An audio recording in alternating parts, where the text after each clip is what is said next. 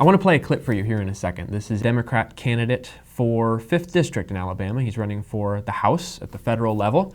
His name is Jeremy DeVito. He was at one of the many protests that have been sprouting up in the wake of the death of Renee Good. Of course, Renee was the lesbian activist who was part of the radical ICE Watch organization, and she was killed by an ICE officer when she drove towards him in her vehicle while he was trying to arrest her. I had a chance to talk with Jeremy after his speech and ask him a few questions on camera. I'm going to show you a couple clips. Take a look at this first one. I think the question may have surprised him, but he certainly was ready with an answer. Go ahead and take a look.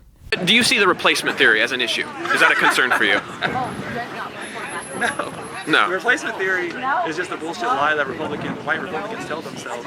Do you think it's true that the proportion of white Americans is decreasing over time? I don't care. You don't care. So the reason I asked him this question was to expose the hypocrisy of the left on race.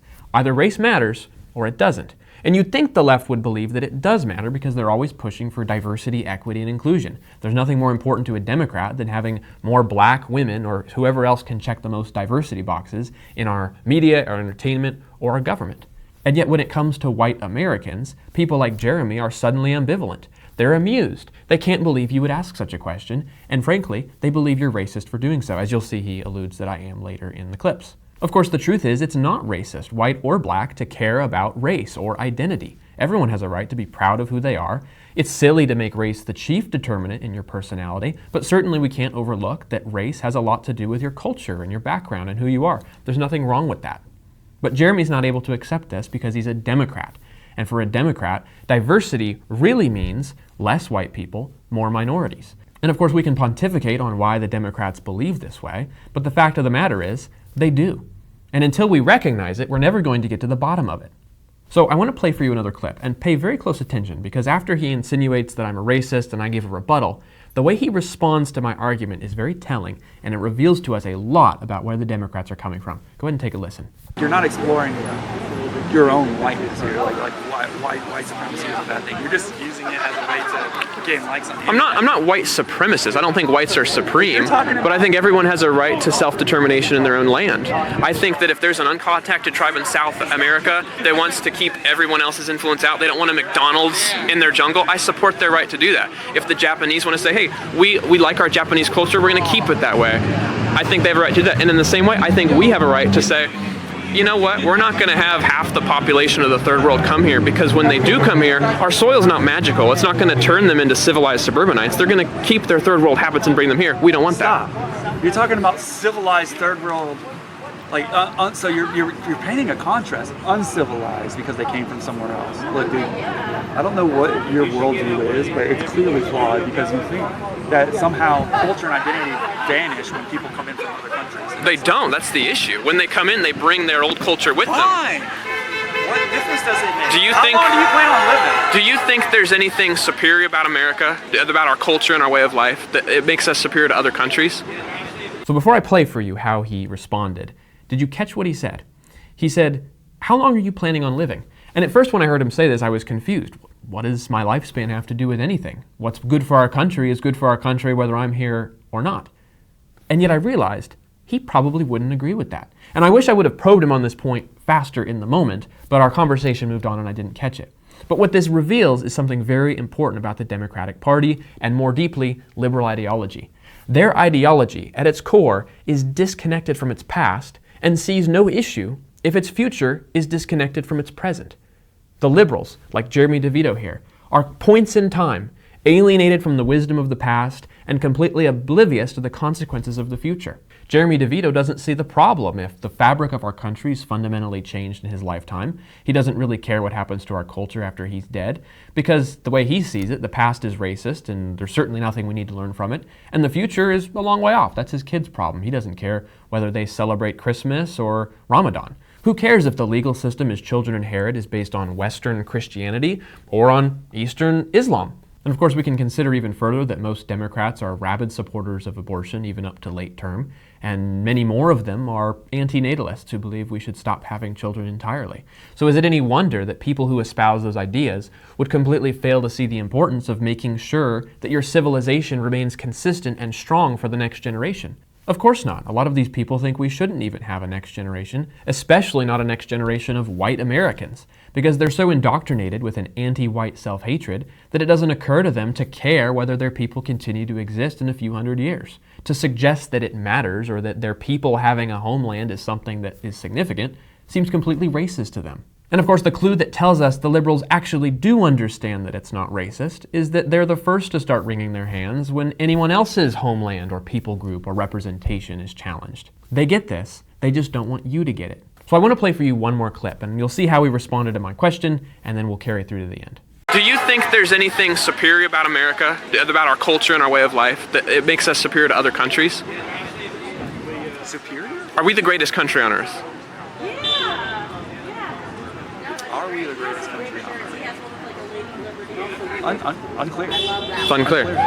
Do you think we have anything that recommends we have us? the greatest military power that the world has ever seen in the history of the world. It's true. That makes us pretty great in a lot of ways, but it makes us pretty terrible in a lot of ways. Do you think there's anything that recommends our culture and way of life above, say, Somalia's? Yeah, of course. I mean, we've got the people leave there for a reason, right? Like there's corruption within their government. It's harder to make a living there, right? Most of the time people flee those circumstances because of economic crisis. Do you think the people living in Somalia might have anything to do with why Somalia is the way it is? No. Is it just the dirt underneath their feet? It's complicated. It's more complicated.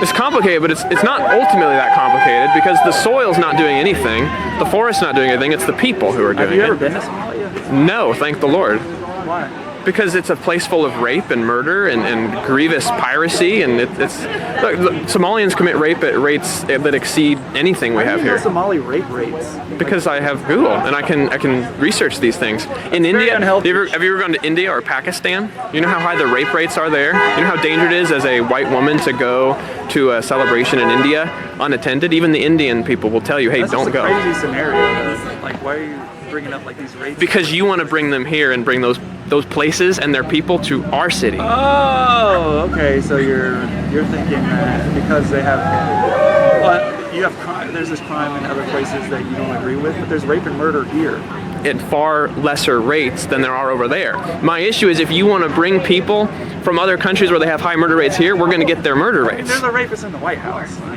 That's not true. I mean, at the highest levels of our government. So we'll ignore that little sidestep there where he tried to change the topic to Donald Trump. It's a little red herring the Democrats are known to use. But think about for a moment what he said at the beginning of the clip. He said it was unclear whether America is the greatest country on earth. That's an interesting thing to say, considering you want to go represent the people of this great country in Congress. You don't even seem to be that in love with the country. In fact, the only thing he mentions that recommends us over other countries is our military, which he then qualifies by saying it actually makes us pretty terrible in some other ways. That doesn't seem like a very patriotic thing for a candidate to say. Moving on, when I ask him whether he thinks Somalians might have something to do with why Somalia is the way that it is, he completely denies it, which this is, of course, ridiculous. What does he think made Somalia the way it is? The wildlife? The flora and the fauna?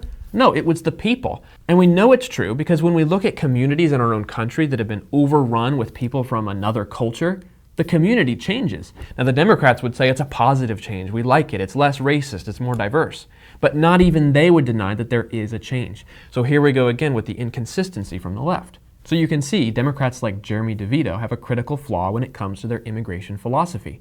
They cynically and hypocritically postulate that, you know what, the condition of the land has nothing to do with the people who live there. It's simply a complicated maelstrom of economic factors and systemic racism. Of course, this is ludicrous. If you walk home from work and find that your house is a sordid mess, you can assume that it was someone in your house who made it that way, most likely you or your children, and you should instruct them how to live cleaner and clean up their mess when they're done with it.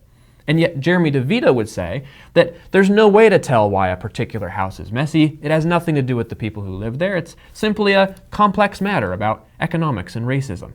This is ridiculous, and this mistake has a very high price.